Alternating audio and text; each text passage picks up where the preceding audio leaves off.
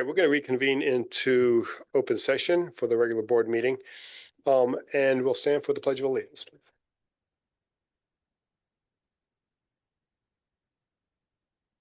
Pledge allegiance to the flag of the United States of America and to the republic for which it stands, one nation, under God, indivisible, with liberty and justice for all.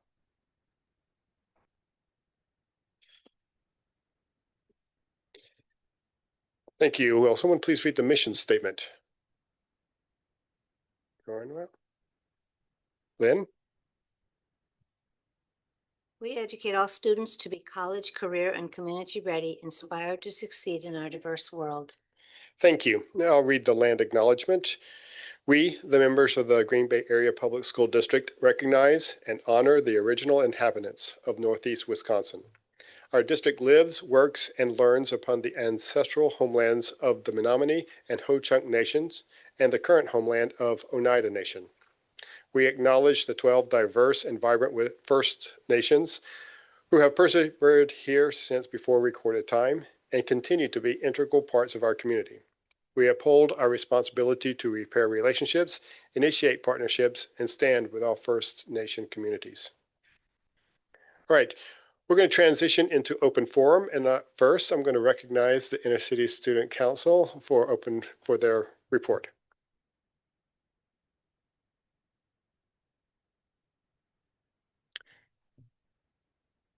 From East, they are having a teacher's tea event. Their Spirit Week is coming up, and they were going to have a bake sale from prom. For JADAL, they celebrated having 50% of their school having 95% of attendance, right? And then they're going to have community Christmas tree decorating. At Preble, we had a host of regional testing. December 4th through the 6th, Sting Cancer had a volunteer event at the KI. There was a band concert on November 15th. The first pep band event was 2 Fridays ago, and our JV1 basketball won that game. On December 19th, we had our silent night game versus Southwest at Preble, and it was very successful. We had a student council blood drive on the 17th, and then Sting Cancer had a Thanksgiving food drive. At Southwest, we've recently finished up our musical.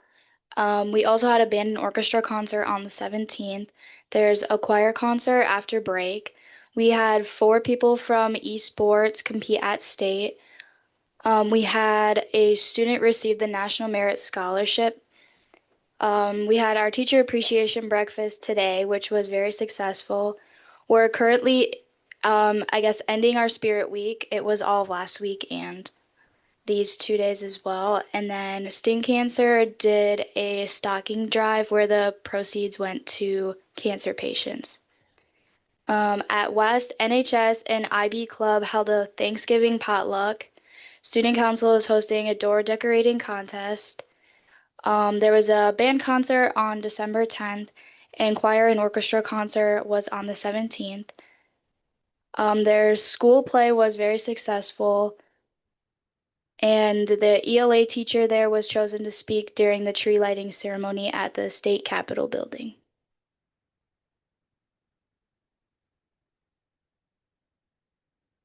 All right, thank you very much. Public forum, do we have anyone registered to speak? Does anyone in the audience have the desire to speak? Great, we'll move on then to updates and turn it over to Superintendent Bayer for the superintendent update. Okay, thank you. This is always a great time of year because there's a lot of activity going on in our schools. I'll begin with this slide. This was actually shared with me by one of our parents, and I want to read what the parent had written. 4 Green Bay Area Public School District high school students volunteered at the Neville Museum on December 3rd. That day was free admission to the museum for Brown County residents, and they had over 700 visitors. One of the busiest days they've ever had. The Children's Only Shop, a whimsical recreation of the H.C. Prangy, boy, you remember that? Holiday experience, is back at the Neville Museum for its 14th year, and our students helped with that. The students shopped with children ages 4 through 12 to purchase holiday gifts and gift wrap them for their loved ones. They had a long line of eager shoppers the entire 3 hours. It was heartwarming. It was a fun night of volunteering to kick off the holiday season. So again, that was shared by one of our parents. That in the picture, that's Caitlin from Southwest, Samantha from Southwest, Elena from Preble, and Lorelei from East. Okay, you mentioned this one, right? This is a teacher from West High School. That's Ellie Haynes Redu, and she had the honor of, and found out Monday before, the honor of speaking at the governor's tree lighting. And it was a fantastic experience. She did a marvelous job. The student on the far right, Janesville student, she is blind and read her speech with Braille, and it was fascinating. And if Wisconsin Eye was still a thing, I would direct you to go and take a look at it. If it ever comes back up, I would encourage everybody to go listen to Ellie's speech and to the student's speech. It was really a great way to celebrate Wisconsin and education. Uh, every single one of our schools has their musical events, choir events over the last couple of weeks. This was Eisenhower. Shelley DeGrave is the music teacher. That's her on the left. And the student sang a combination of songs in Spanish and in English. The parents were just thrilled. Franklin IB, they had their MYP event a couple of weeks ago. The picture on the top left, that student for her project volunteered at a nursing home and provided activities for the residents. She was incredibly thoughtful and put a lot of energy into her project. The boys on the bottom want school start times to change. So David Johns has their information, and I'm guessing there's going to be some outreach. They put a lot of research into the benefits of later start time for middle schoolers and high schoolers. It was a good presentation. 2 o'clock, they want to start, yeah.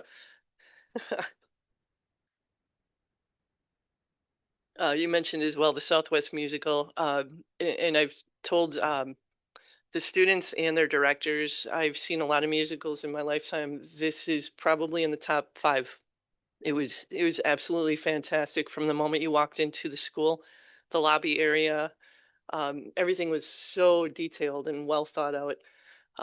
Really appreciate it. Brandon Rockstro is one of the directors for the musical. It was fantastic. Tiny Earth, you actually heard, board, you heard from the leader of Tiny Earth from our area. I was invited along with David Johns to attend their most recent event. It was held at Lambeau in the atrium. There were over 70 different projects, and West High School were the only high school students there. This was the largest Tiny Earth event in the world. And the turnout was just phenomenal. And you would be so proud, board. You would be so proud of our students and the projects and the research that they did.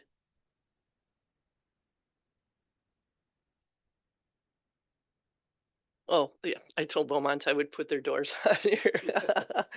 I think every elementary school and maybe even the middles have some door decorating contests right now. These are the outstanding doors from Beaumont.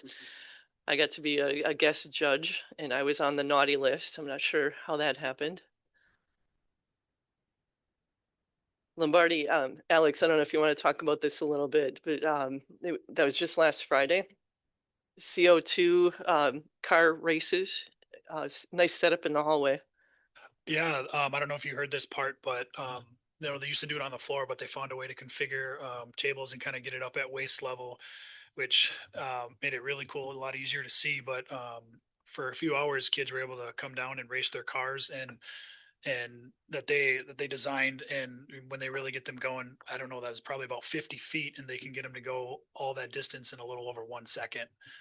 So it's pretty impressive. And you know, just real quick, put a little plug in for, like our technology education, our tech ed classes and programs.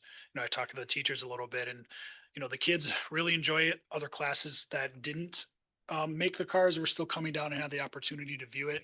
and we're really engaged. And I just think it's a great opportunity to showcase some of the cool practical things that they do, and how we can focus on some of those programs in the future. I also was able to attend in the afternoon, and the the Education Foundation had given a mini grant to that teacher to that the new starting thing that they had was paid for, at least in part, by the mini grants. So I was invited by the Education Foundation to come and watch, and boy, was that a blast! Had a good time. Did they let you hit the button? Oh yeah. Also included on that slide, if you could go back just for a second, at the top, that's Mr. Blakesley's classroom. I had a chance to pop into a couple different rooms. I want to say it was science, but I can't recall at this moment. And then right below that picture, that's Ms. Ramirez. She is a student teacher who just concluded her experience. And when I walked in the classroom, it was a time where the students were sharing what they appreciated most about her, and it was really heartfelt and wonderful to see that. I don't. Do you work with her? Yeah. Well, it was really it was great to see. The students absolutely loved her. Monthly, we have a legislative breakfast facilitated by CISA 7. I wish I could say that um, we're seeing some movement in our relationship with some of the state legislators. Unfortunately, those meetings don't always go well. And this past Friday was an example of one that did not go well. We were discussing the special education reimbursement and the possibility that it will be under the 42% that was expected. And there doesn't seem to be any concern from some of the group that were there, not expecting any movement, even at the time where we have a major surplus in Madison. It is, last number I saw was about $4.5 billion. That could really be helpful coming back to our communities. And for the last slide, I want to thank the Board of Education because of your work, your resolution. Tax bills are transparent now. Our communities, at least Green Bay, sees when they get their property tax, how much is actually going to the voucher program. And feedback I've been hearing has been very good. I hope all of you are hearing the same. Community members that are grateful that they can see that now. And that's the report for this month. Thank you, Superintendent Byer. I will tell you that Laura and I were able to attend the Town of Scott meeting just a couple weeks ago, and they're taking it up. They're prepping the resolution, so hopefully there'll continue to be movement on that, expanding the transparency. And I also have monitored some social platforms like the community platforms. And you're right, it's a mixture of surprise and a thankfulness for that transparency. I mean, there's a mix, but the majority of what I see out there is grateful to have the information. So, Laura. Yeah, I'm hearing the same thing. It's important for people to understand that this was a huge victory for the city of Green Bay and for our district, but the work still continues. Like we were in Town of Scott, but we still have to do the same process in Alloway and there's other municipalities. So we're not done yet. Lynn. Just wanted to let you know that I spoke to the Town of Scott board the meeting before you did. I also spoke to the City of Green Bay Finance Committee a year before the board took it up. So I'm trying to do my part. Thank you.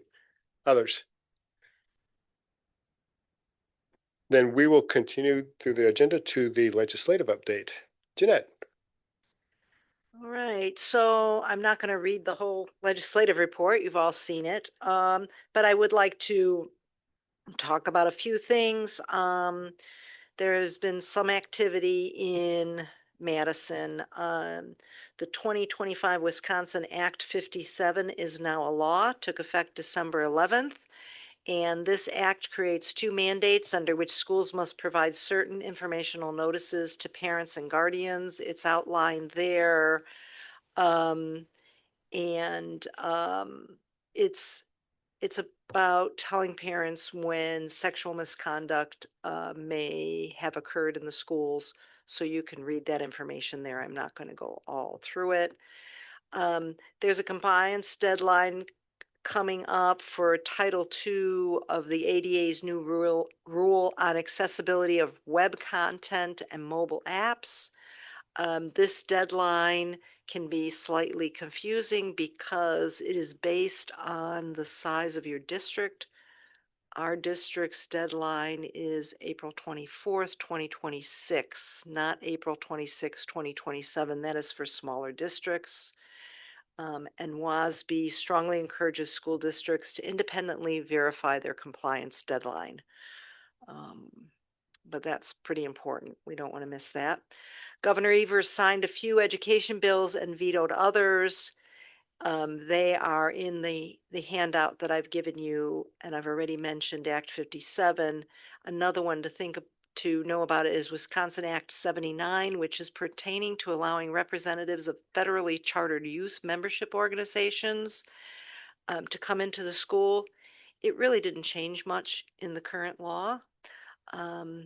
Just a few words, but it didn't make much of a difference.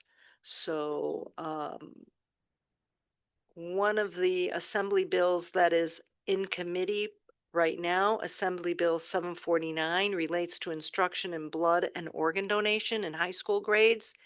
It is creating a curriculum mandate, and students are already exposed to this information in science classes and through community events. WASB is strongly against this bill, so if you want to talk to your assembly rep, that might be helpful. As far as the federal government updates go, there's more than I want to read here, but the IRS is seeking comments on the federal scholarship granting tax credit program. This is a program that people can make donations to schools. Originally, it was created to help private schools, but there is a strong possibility that these donations could be used for public schools. That is going to be an ongoing discussion, I'm sure, because the intent of this was to help private schools and the voucher systems. So if you wish to make comments on this program, there is a commenting period. I didn't write the dates down here. So if you're interested in that, I'm sure there's something out there on the IRS, or I can look it up and you can ask me if you need more information. That's it. Any questions or discussion about the legislative report? All right. Thank you, Jeanette. We'll move on to the consent agenda approval. Lynn, would you please read the motion?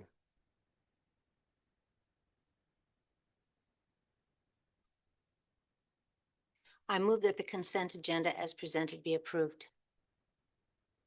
Second. Discussion. Superintendent Byer, did you want to call out something in discussion or after? After. All right. If no other discussion, Kinsey? Online voting is now open.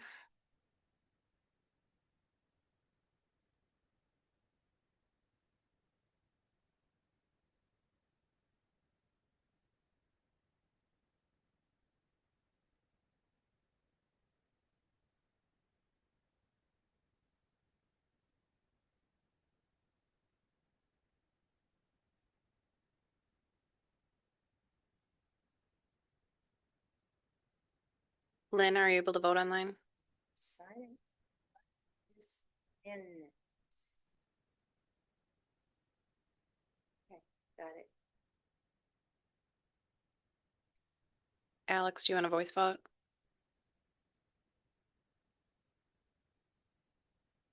You want to turn on your mic so we can capture it? Yes. All votes have been All votes have been entered and the motion is carried with all board members voting in favor. Chair recognizes Superintendent Byer.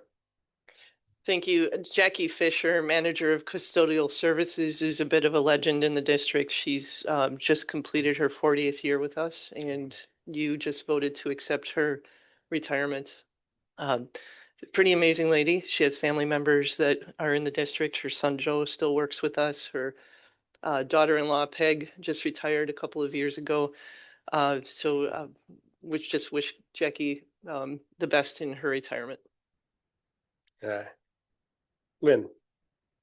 And I just want to say, as far as the consent agenda, the gifts, we just never, because we take all these things together, we never talk about the gifts. I just want people to know that I read that whole thing every time, and I am so grateful for the gifts that the community makes to the schools. Second that. Others? All right, then we're going to move into section 7 of the agenda with action items. Just a note for the public, these are all items that have been discussed during our work session. So some of them will just be voting, but we'll start with 7A, which is the action on the weapon detection recommendation. Yes, Kale, would you go ahead and make your way to the table, please? Will someone please read the motion? Lynn. I move that the Board of Education direct district administration to explore and implement a pilot program of portable weapon detection systems for the district's comprehensive high schools, and at the conclusion of the pilot program, submit a report of the program's findings to the Board of Education for further review. Second. Second. All right, discussion. So I'll start us off and say that at the work session, we requested some more information as it relates to the cost of engaging in a pilot program. So, okay, I'll just put the question to you and let you respond to that. Just a thanks to Chris Collar for putting this together. He's been having a lot of conversations with our vendors. I've been staying in touch with him, but he's been our point person for the contact with the vendors. In summary, we received 4 responses for cost of piloting. It varied in obviously cost, but also length of willingness to provide their equipment. The lowest cost, I will say, is at no cost to the district, but only a 2-week pilot. So that's one of the products. 2 products were very similar. It's a kind of a rental-based agreement, but reimbursing the district 80% of that rental cost. So that would project out to be around $9,000 for a full 4-month pilot of one of the systems. There was another unit that is a $2,500 a month agreement. They would allow 4 months, so that would put that one around $10,000 as well. And then there is a limited pilot for another system that is one site for 2 weeks at $20,000. So those were the responses we've received. Again, a short window of the back and forth, but we're confident in those discussions, the numbers I just shared.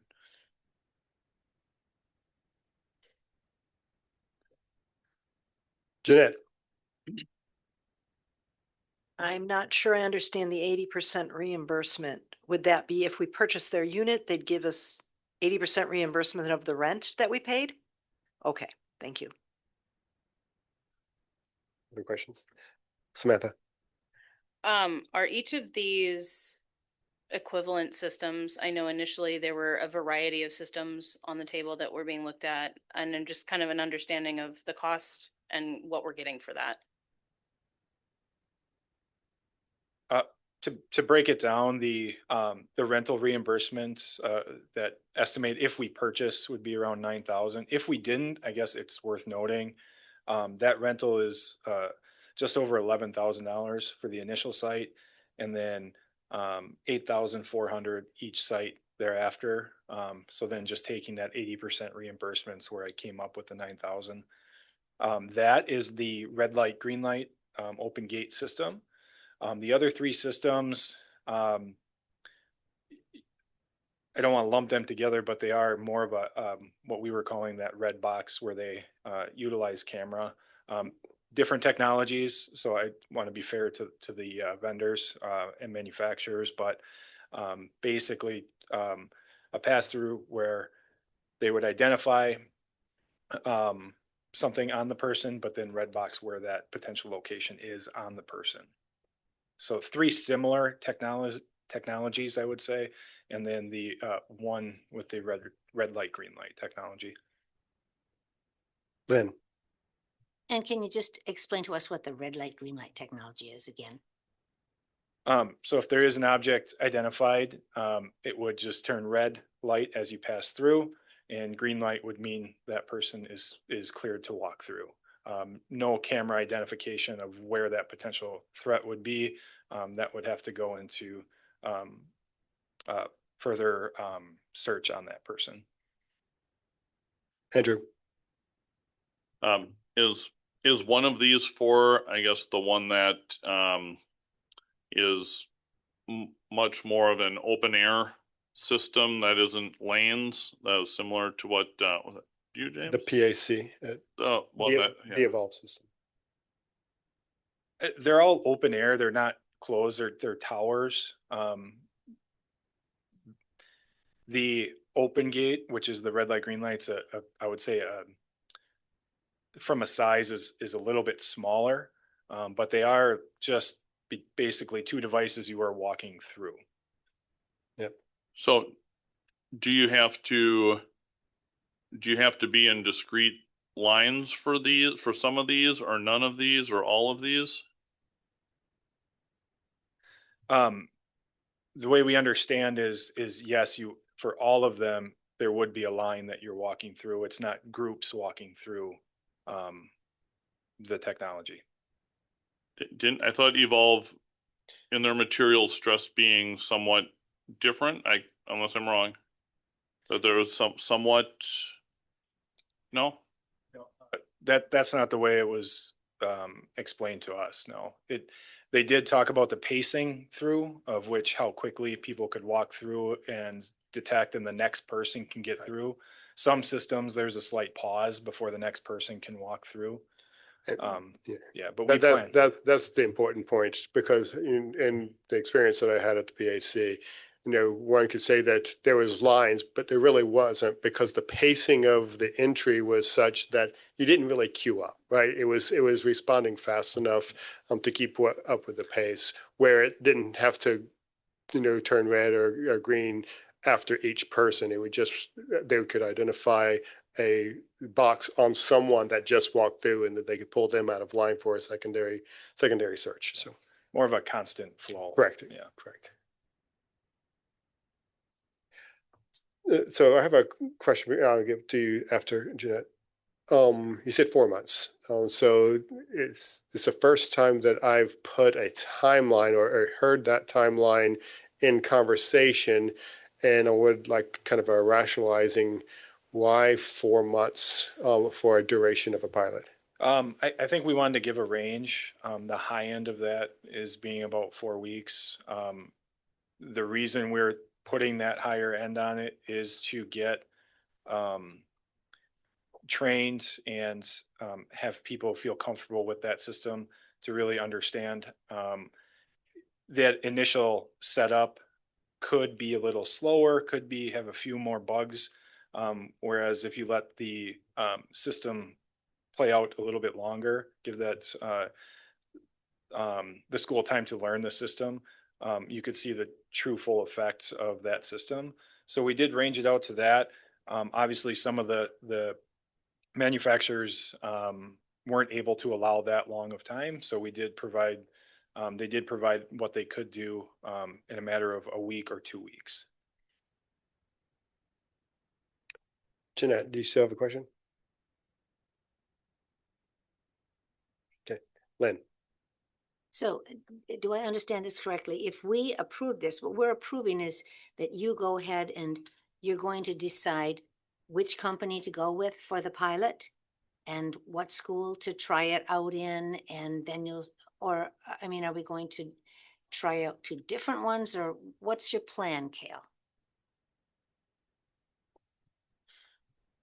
At this point, I believe we would select one of the technologies and pilot that technology, and then report back the results.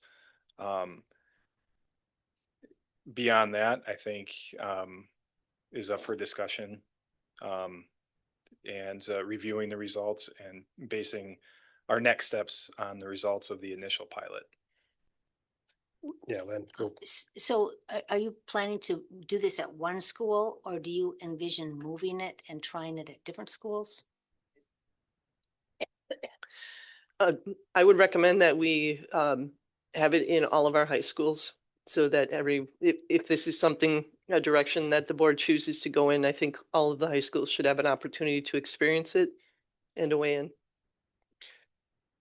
So that kind of contributes to the duration of the pilot, right? You want to be able to set it up, get some people trained at a particular school, move it to the next one, and try to cycle through all of them.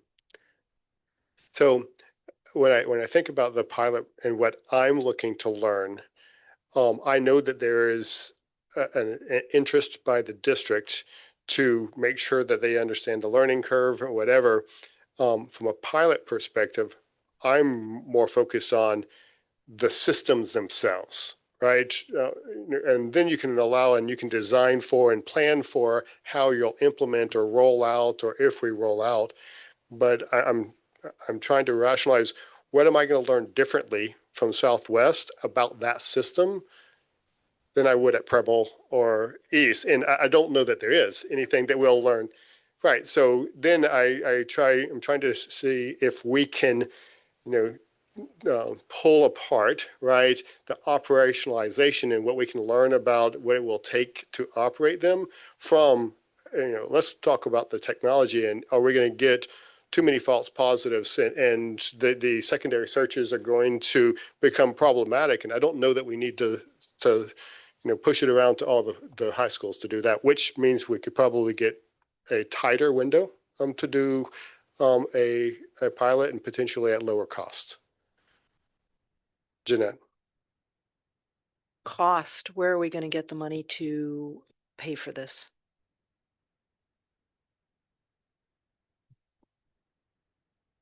Are you directing that at me? I'm directing it at whomever can answer. So when we were at our work session, Superintendent Byer said there were some grants for that. So those are grants that we could write today and get tomorrow, or we write today and get next year, or how does that work?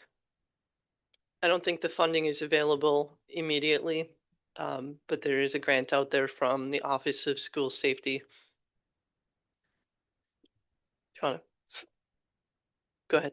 We are exploring it. There is concern that grant, these are not eligible for the grant. So we haven't gotten certainty on that yet. So just in full transparency, we had a discussion last week about this, and we will be attempting to apply, but we're not sure the weapons detection system itself would be eligible. Andrew, did you have a question? Are we trying to just get any and all strict factual questions out of the way in one round and then debate, or is this all combined? The floor is open for discussion. Okay. Yeah, I guess when I'm looking at a pilot here, I think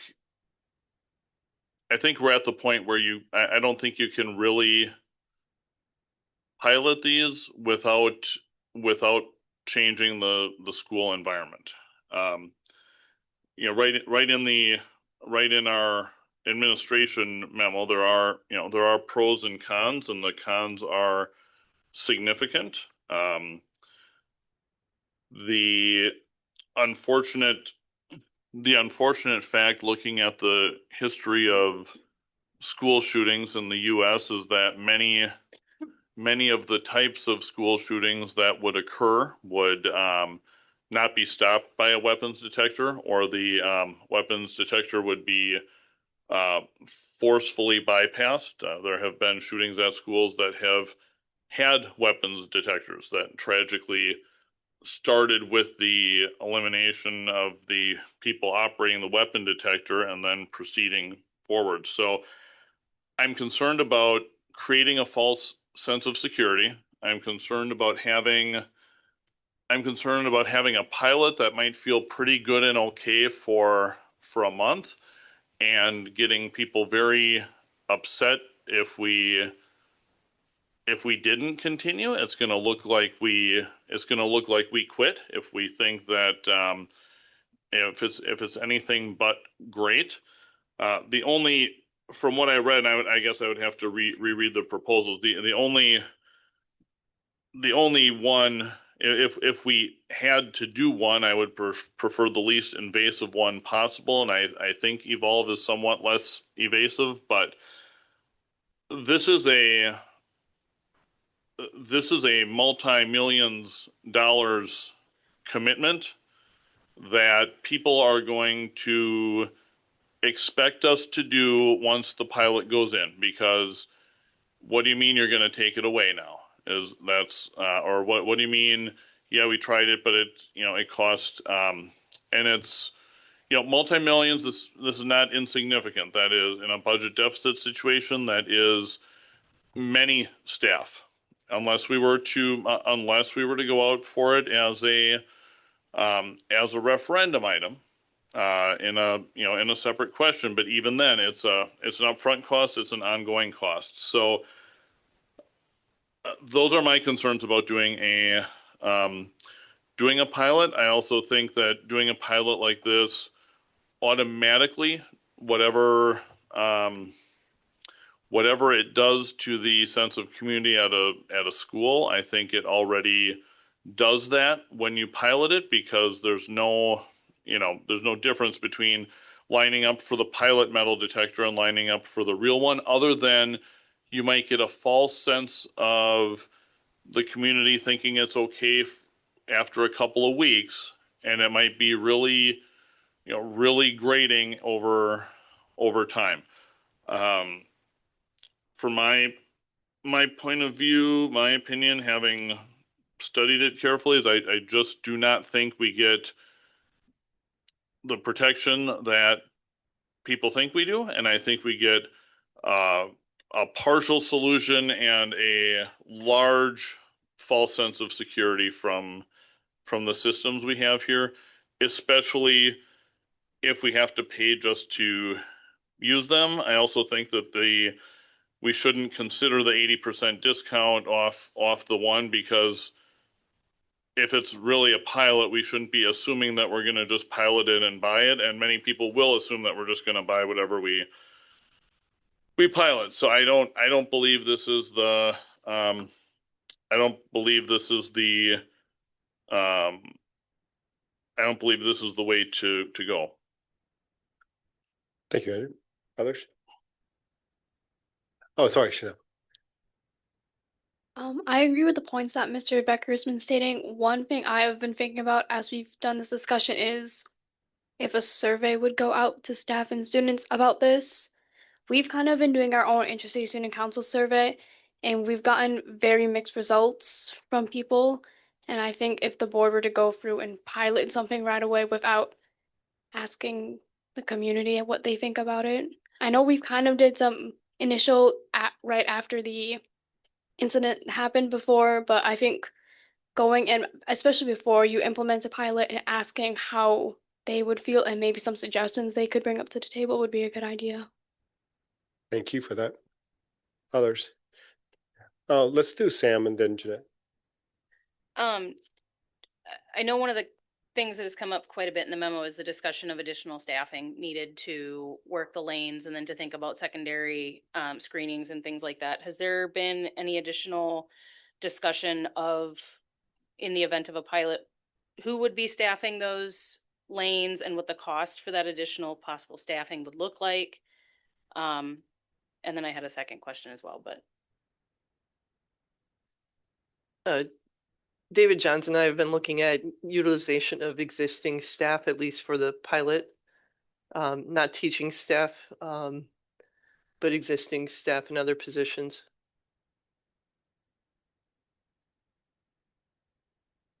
Oh, for the morning. Yeah, yeah, good point. Good point. And then my second one, from a policy side of things, considering things like secondary searches, are we covered under current policy for student searches in that sense, or would we need to get something on the books fast and pretty immediately if we would move forward with this to make sure that we are covered from a policy standpoint? Yeah, that's a really good question. We would need an updated policy, and Melissa has provided a draft. It's embedded in the memo. Page 2.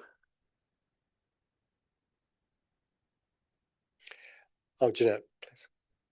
Okay, I'm wondering what we're gonna do about backpacks because they're gonna have to be, we had discussed that already. We'd stick with the clear backpacks, but they can't wear them through these sensors. So there's gonna have to be a table or conveyor belt, that's expensive, somewhere for the backpacks to go.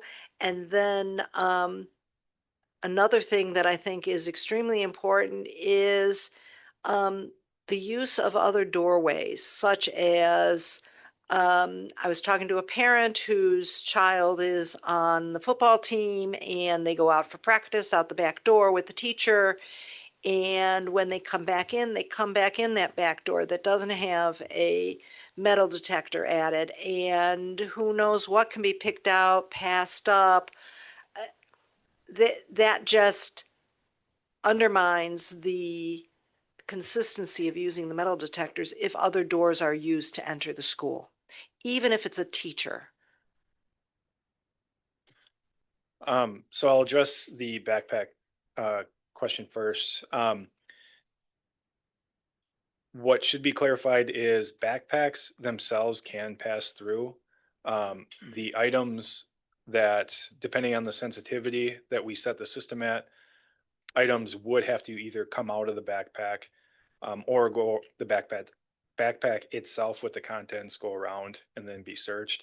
Large binders, water bottles, large metal items would set off the system. So those Chromebooks, that would be a big one as well, would have to get passed through, whether it's a table or something like that.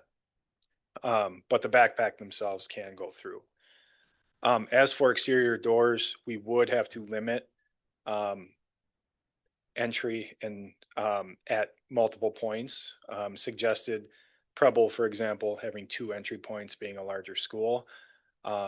Through survey of the selected vendor, they would help conduct a survey of the building, deciding if we need multiple entry points into that building.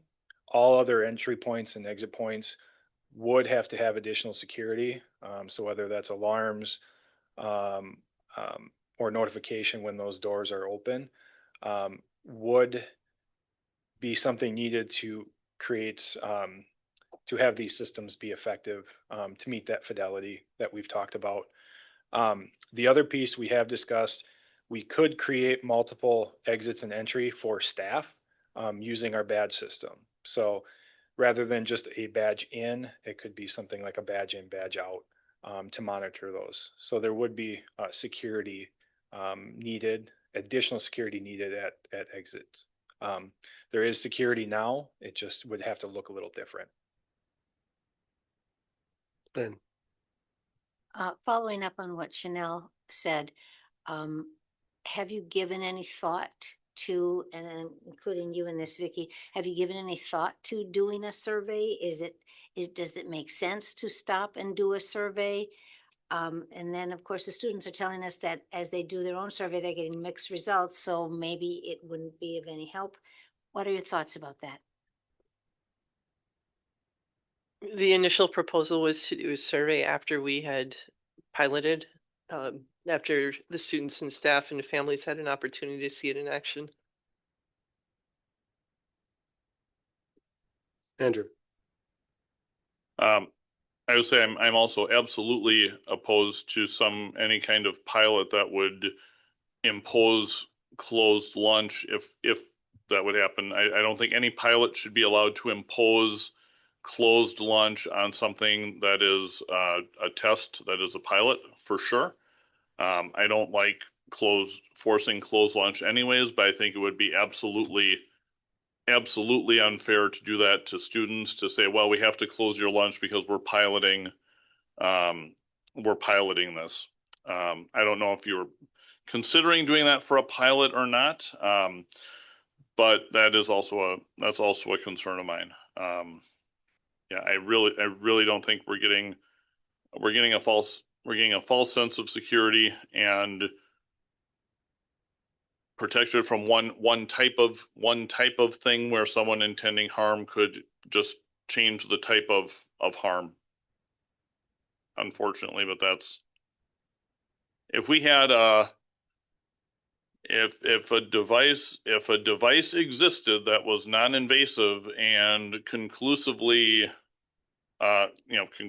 just rang a bell if there's a threat without invading privacy, sign me up, but that doesn't exist. Thank you. Alex? For the most part, the only thing I plan to say is I feel like we pretty much have all the information that we need. I mean, from a lot of different sources, we're not the only people who have piloted these things or used these things. I feel like all the information we hope to glean is already there. And more importantly, all of the things that are problems that, quite frankly, we don't and can't have answers to aren't going to change. So to me, there's no reason to even pilot this. At this point, you have to make a decision whether we can and want to spend the money and try to do it, even though I don't think there's any possible way, based on the information, that we can do this to a useful point of fidelity, that there's any benefit to it. And you just got to decide whether or not you want to go down that road or not. So I don't even personally think a pilot is worth it. I think you got to just ultimately be at the point of making a decision you want to make. And quite frankly, I think there's a lot more important things that we should be doing and spending our time on that can directly decrease the amount of negative and dangerous behavior in our schools and set the tone for a much more positive functional environment, many of which do not cost us any money, and there are solutions for putting in place. I'm going to call the question. I think everyone's had an opportunity to speak. Okay, Lynn. Okay. I just want to get clarification about open campus. Because I noticed that David was saying, these are the people we're going to staff this with in the morning. Does this mean that because the schools are open, the campuses are open, that when we do this pilot, it's going to have to be in effect all day long? Well, with open campus, we would recommend that that it's running during lunch as well. Mm-hmm.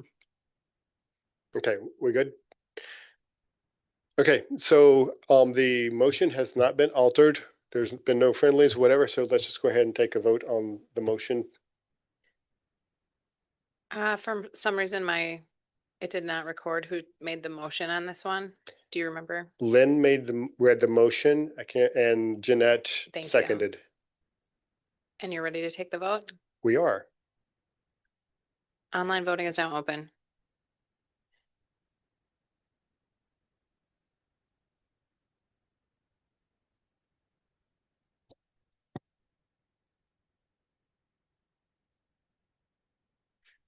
It does not appear to want to let me vote tonight, so I will just say no.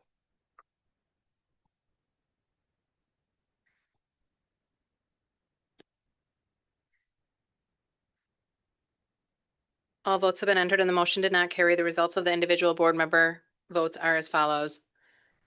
Meister, no. Cannell, yes. Minnow, no. Gerlach, no. Lyerly, yes. McCoy, no. Becker, no. All right, thank you very much. So we're going to move to 7B, recommendation to consolidate wage rates. Will someone please read the motion? Please. Lynn? I move that the wage rates for utility painter, and facility technician positions be consolidated as presented, be approved.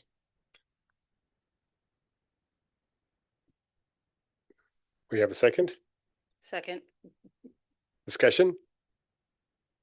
Kinsey, Online voting is now open.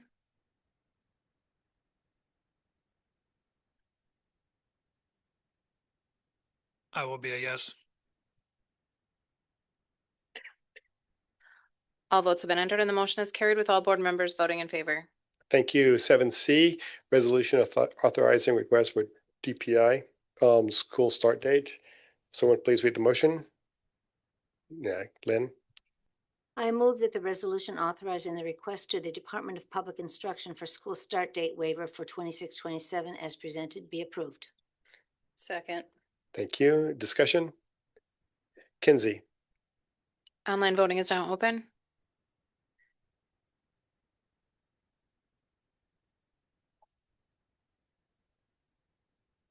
I will be yes.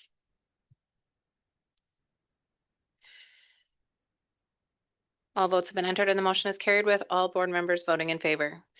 thank you. 7D, 26-27 school calendar. Lynn, you want to read the motion? I move that the Board of Education adopt the 2026-2027 school calendar with a student start date of September 1st, 2026, and student end date of June 4th, 2026, with an adjustment to, is that correct? Shouldn't that be June 4th, 2027? Yes. Yes, okay. Okay.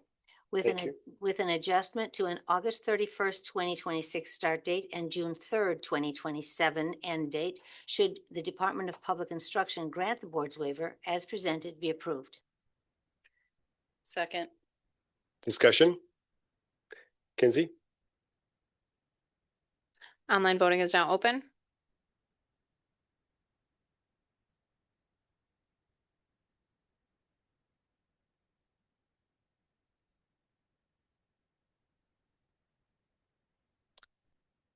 All votes have been entered and the motion is carried with all board members voting in favor. okay, moving to 7E, revisions to the Board of Education Policy 170. Someone please read the motion. I move that the revisions to Board of Education Policy 170, meetings of the Board of Education as presented be approved. Second. Discussion. Kinsey, Online voting is now open.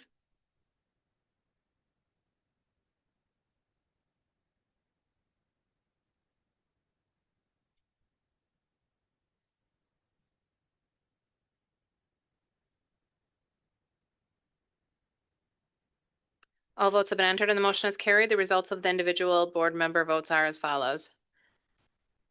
Becker, yes. McCoy, yes. Lyerly, yes. Gerlach, no. Minnow, yes. Cannell, yes. Meister, yes. thank you. We'll do 7F, revisions to Board of Education Policy concerning class sizes. Someone please read the motion. I move that the revisions of Board of Education Policy 343.2, class size rule 343.21, class size and school staffing guidelines, and rule 343.22, class size procedures as presented be approved. Second. Discussion. Yes, Andrew. Thank you. So to me, it looks, when we're looking at this and when, staff and the public is looking at this, it certainly creates the appearance that some things stay the same and some cap language is coming off. So while I would agree that the wording was not strong enough to say that an effort will be made to ensure that no individual class will exceed 30 students K5, and that's not a hard cap. I think I would think 30 should be a hard cap for sure at elementary. What do we say to people who are concerned that we're just whittling away whatever little bit of restrictions there were on class size to begin with?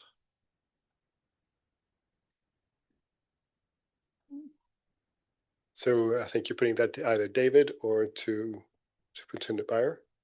Yep.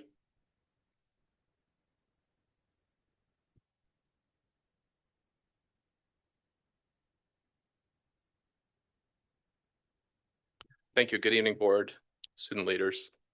Mr. Beggar, can I just ask that you restate your question for me, please?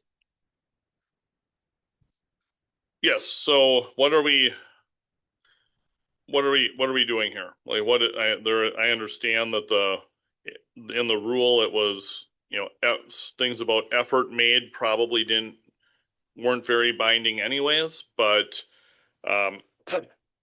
what are we doing here, and what do we say to people who would look at this and say, all right, what I see on the red line is you removed some hard caps or some things that are perceived as a hard cap, even though I know they're not a hard cap, right? So I guess I'm 343.2 rule 1, A1 with the elementary, right? So to me, it looked like we were saying the kindergarten through grade 5 class staffing guideline is 1 teacher to 25 students. And we're really going to try hard to not go over 30. And we just crossed out, we're really going to try hard not to go over 30. Yeah, thank you. I appreciate you restating that question. The intent with the revisions to this policy and these rules is that the cap actually means the cap. And so when we put in things that talk about 25, 27, and 30, that is what we staff up to. And putting in or retaining the language of every effort will be made actually invites us beyond that cap. And we're not interested in going there. In extremely rare cases, the policy also points out what will happen to bring additional support to those classrooms. If a resolution is nothing, if nothing can be done except to put the 26th or the 31st person in that classroom. So the intent was actually to take out the ambiguity and to reframe the caps as true caps. Go ahead. Yeah, if I can follow up. And I know as a district, we talked, and I know that we are below, we are meaningfully below these numbers as an average across the district. But the problem for teachers and kids is not when the average is 24. It's when this classroom is 29, or this school has 2 of each grade and there's 58.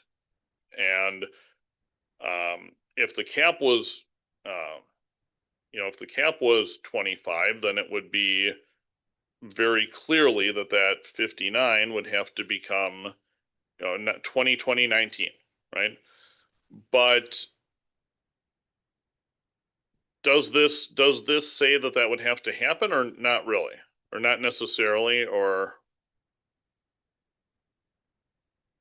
in fact, maybe I'm making it too easy with 59. If there's 54 in a 2-grade school, are we not going to, in elementary, are we not going to make 2 27s and we are going to make 3 18s? Yeah, that's a good example to give, because that's where we're much closer to the cap of 25 with that.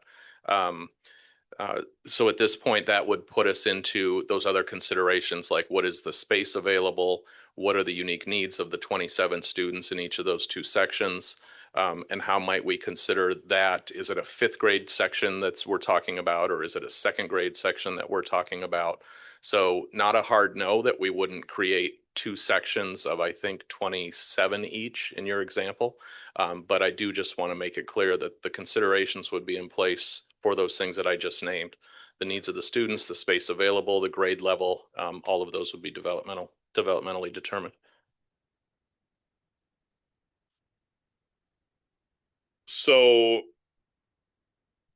and again, when we're setting policy and rules, we're not looking at, just who, I know I doubt highly that the people in this room would sign off on one teacher for, 30 kindergartners in a class, I'm sure you would just split it probably, hopefully. But again, I just look at this and I don't know what, it's when we say guideline, what does that do? And I guess to some extent, it's always been a guideline since I've been on the board, and that's fine, except where we start having a couple of outlier, really big classes. And just to be clear, I'm not talking about, I don't in any way mean, the 26th kid moved into that school in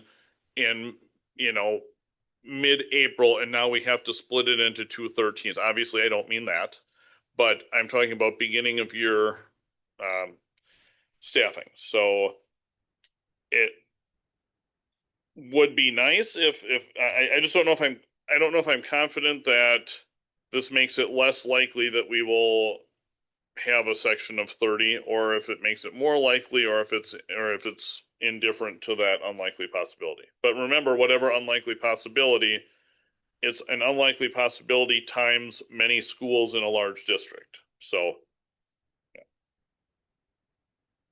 Alex.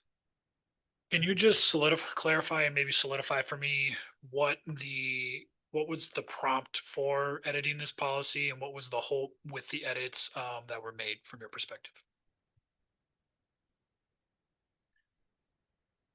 Yeah, this is one of the, I believe it's a last updated 2012. And so in our work of updating the 300 series, this is one that just kind of kept getting kicked down. And so wanting to actually bring clarity to the language and address things like the ambiguity around phrases like every attempt will be made, particularly as it is now December, and next month we go into actually staffing and building these classroom structures, wanting to have the board have an opportunity, a timely opportunity to address class size policy.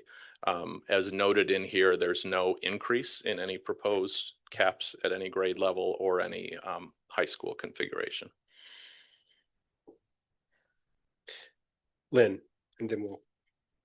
So this is directly to you, David, as you go into this staffing next month and you start using this, if we were to approve this, this is what you feel would work for you? You feel confident this is what we ought to do? These are staffing ratios that are widely modeled and supported in lots of systems around the country. There's research behind staffing models, and clearly the need and opportunity to look to our youngest students and their classrooms and provide to the greatest extent possible the smallest class sizes we can for the younger students is the intent of this. And so, yeah, this reflects a reality that we believe we can staff from. Andrew, Alex, and then Andrew. I just want to point out that this is probably more of a work session thing. So I apologize. I have no problem approving what I see right now for now.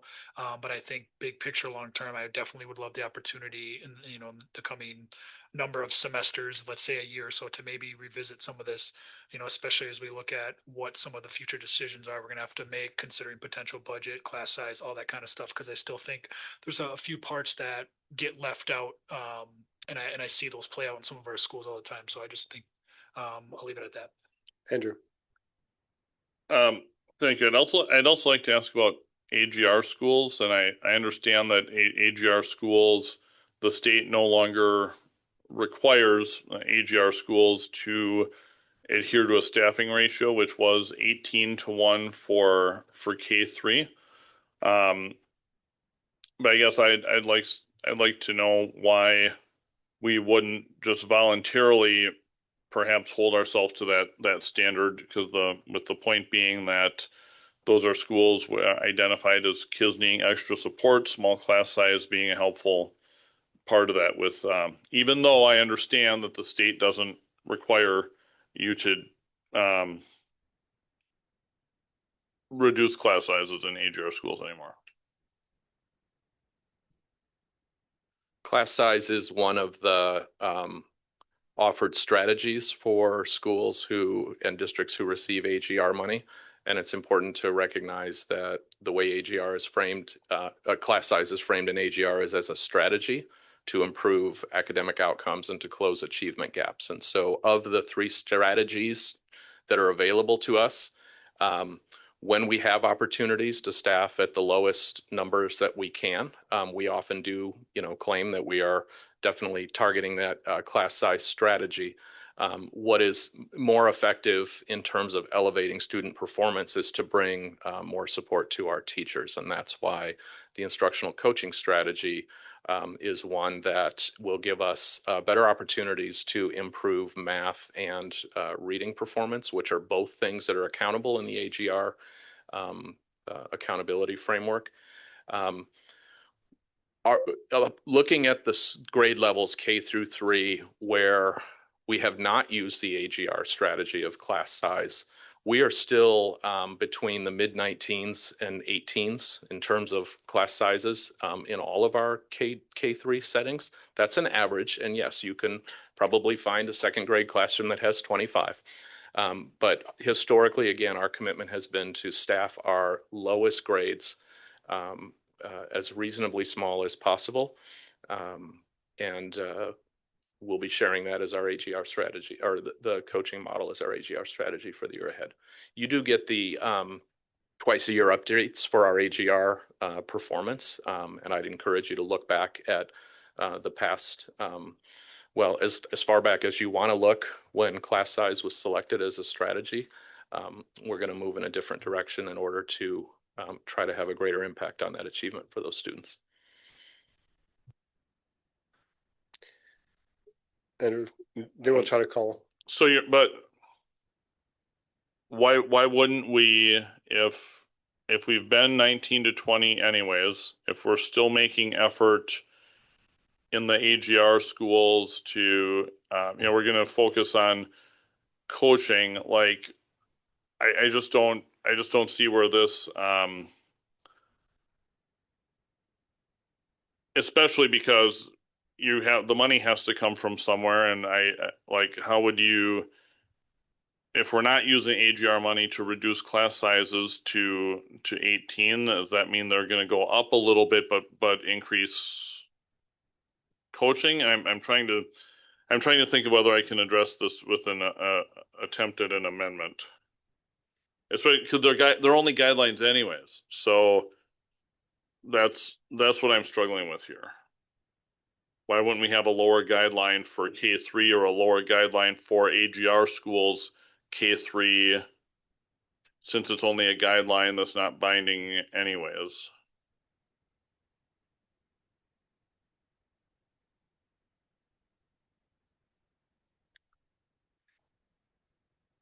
So it's the opinion of the chair that I think that we can take a vote on this particular motion, unless you have a wording now, or if you. I'm gonna.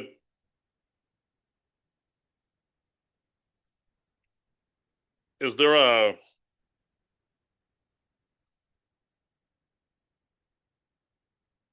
this now or never as far as staffing timeline? I mean, could there be an additional? Yeah, it is. Okay. I'm being asked for a lot of multi-factor and things here to get in. I think I would like to try to make an amendment.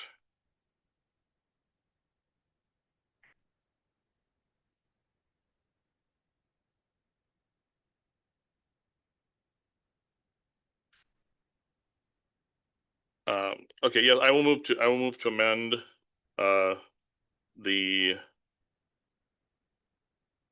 rule 340 343.2 rule 1 by adding after the sentence, the district kindergarten through grade 5 class staffing guideline will be 1 teacher to 25 students. I would like to add, I move to amend this by adding the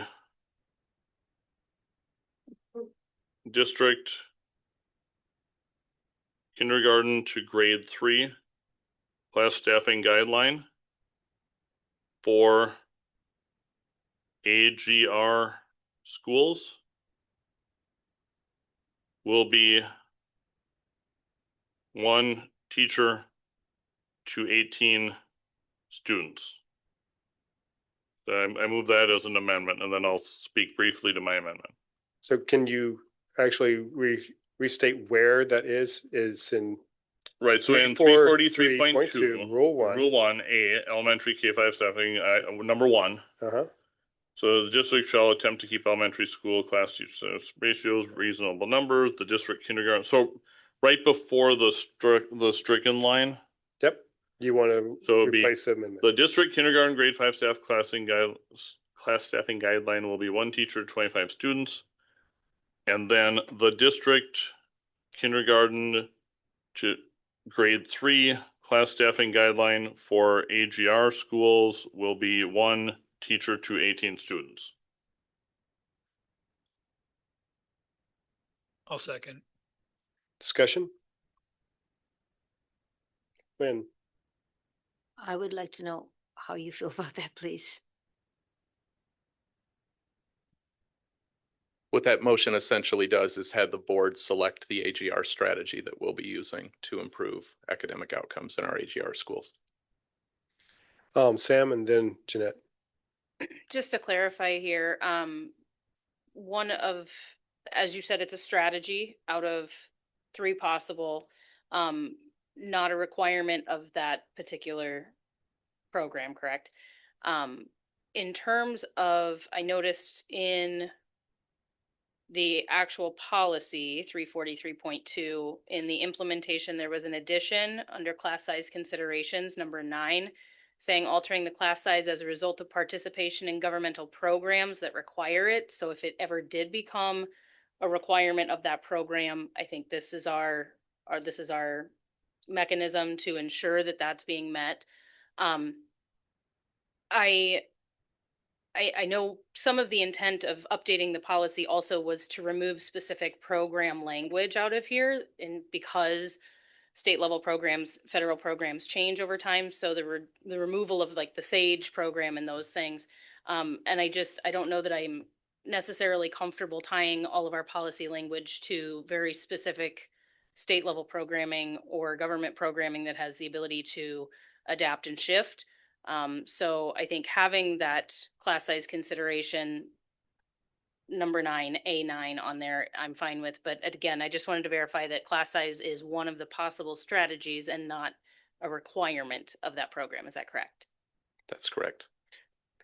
Okay, so Jeanette, I know I called on you, but I really should let Andrew speak to his motion.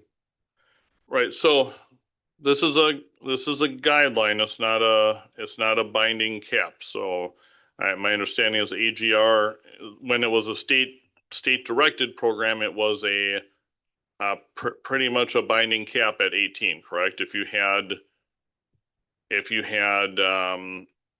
had 20 students in a single grade school, it got a little dicey, right? I mean, yeah, you had to claim a different strategy if you were not meeting the 18 hard and fast. So I'm wondering how this guideline of 18, saying that we're gonna make, at least suggesting we're gonna make extra effort to keep it small in those schools. If we're running an average of 19 anyways, unless we're planning to increase class size to have more coaches. And if that's, I don't think this is binding enough to cause a problem unless there is, I think if I said it as if I just made a motion to reinstate the AGR hard cap, I think I would be choosing your strategy. Here, I think I'm expressing a strong preference to not let it get too high. Okay, so I think we've heard from the motion author. We had discussion. Can we call the question on the amendment? All right, Kenzie?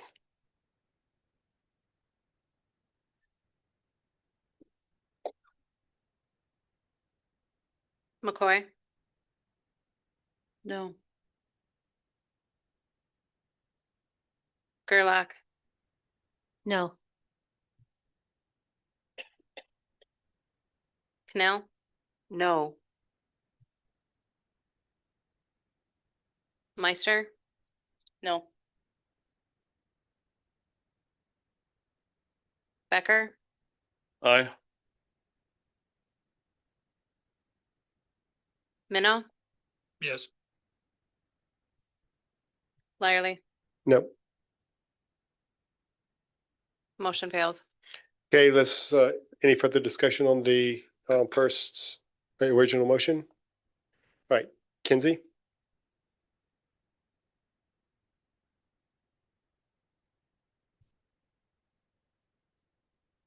Online voting is now open.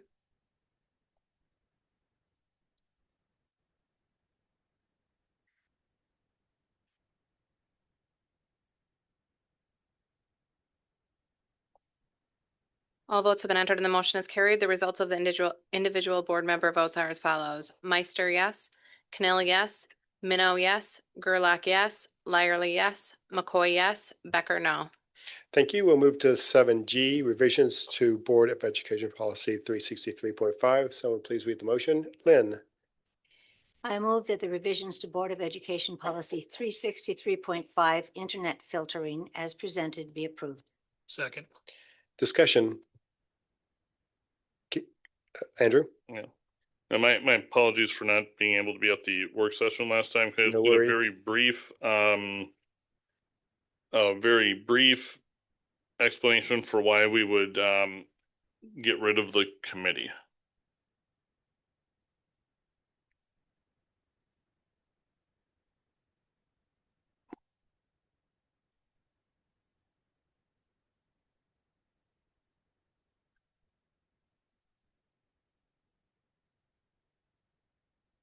No.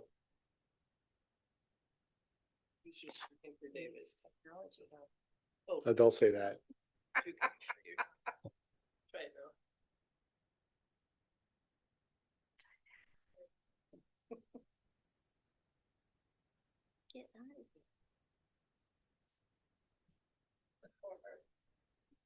Or you can go to the public forum. Of being at the public forum.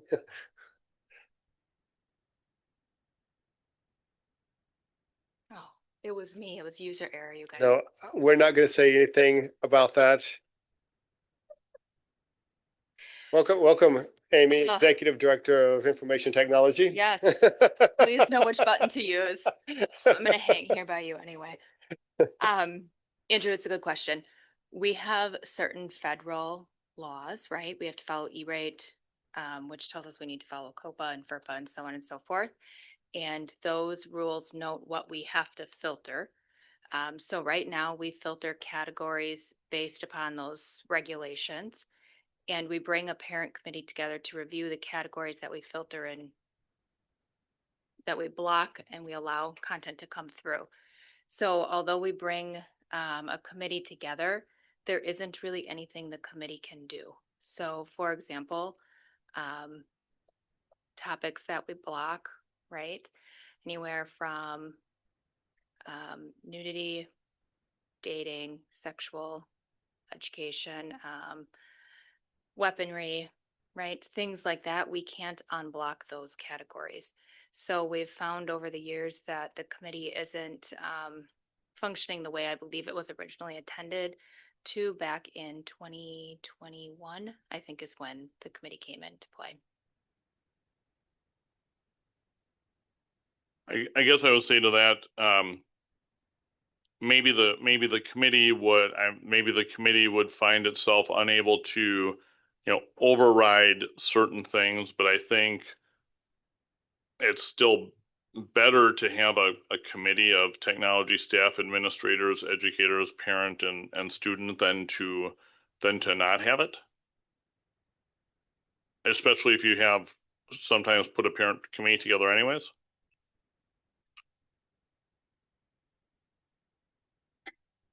I think this policy's, the committee was specific for filtering. There might be other opportunity to bring a group like that together to address different things. Yeah, correct. It was just to look at the categories that we're filtering and if we should filter or not filter. So every year we would go through the list of, these are the things we are blocking. The other things are the things we're monitoring. Does anybody want to make any changes? And we haven't had changes made since 2022. Okay, I'm gonna vote no. I think I just prefer the committee to exist. A committee that exists in writing is more real than a committee that would be called ad hoc if there's interest. So I don't think there's I have no fault with the reasoning behind it. I just think it's better to keep the committee. And rather than spend the time on amendments and snipping out part of it, I'm just gonna vote no. Other discussion? All right, thank you. Kinsey. Online voting is now open.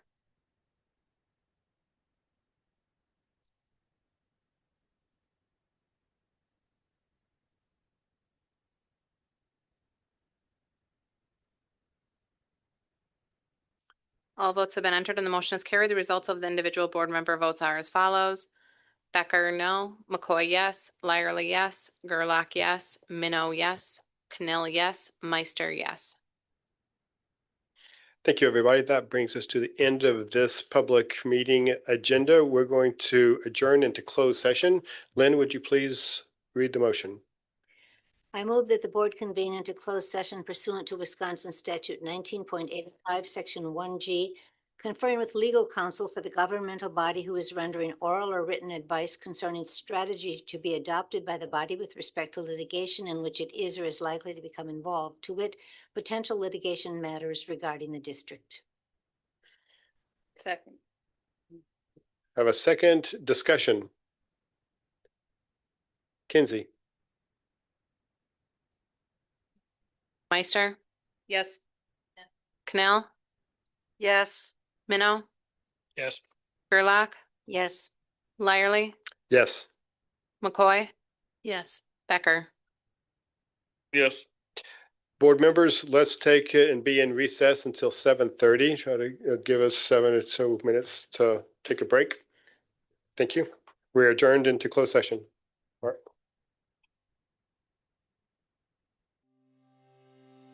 You have been watching the Green Bay Area Public School District's Board of Education meeting. Please visit the school district's website, www.gbaps.org, for more information on the district and future meeting dates. If you cannot fully access the information on this video, please let us know the accessibility issue you are having by calling 920-448-2025 or by email at communications@gbaps.org. We will try to provide the information to you in an alternative format and/or make the necessary improvements to make the information accessible.